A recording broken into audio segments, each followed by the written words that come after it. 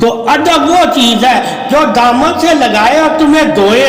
سمجھ لے اس کے اندر ادب ہے، اور جو تمہیں بتائے کہ دھلتا کیسے ہے، سمجھنا اس کے اندر علم ہے۔ علم تجھے بتا دے گا کہ انسان دھلتا کیسے ہے،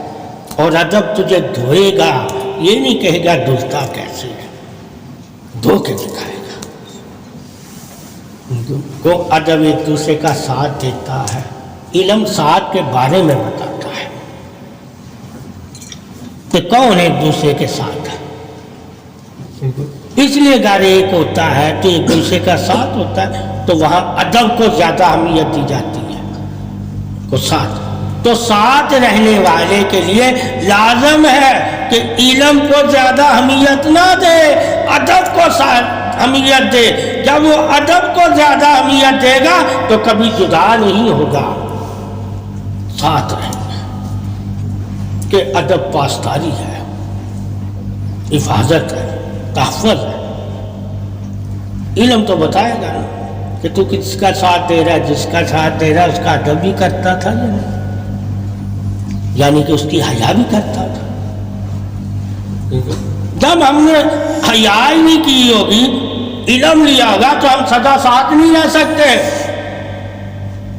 ایک دوسرے کی شرم و حیا ہی انسان کو ایک دوسرے سے ملا کے رکھتی ہے۔ جب شرم و حیا ختم ہو جاتی ہے تو انسان میں انسانیت ختم ہو جاتی ہے، شیطانیت پیدا ہو جاتی ہے، اور جب انسان میں شیطانیت پیدا ہو جاتی ہے تو انسان انسان ہی نہیں رہتا، تو وہ پھر انسانوں کا ساتھ کیا دے گا۔ اس لیے گھر میں سب سے پہلے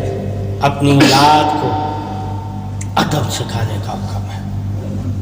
پھر علم کے لیے اسے کو علم۔ جب وہ ادب سے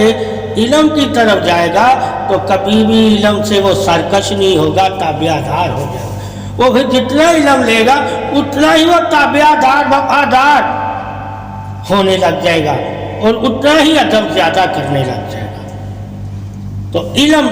سے بڑھ کر ادب جو ہے انعام ہے۔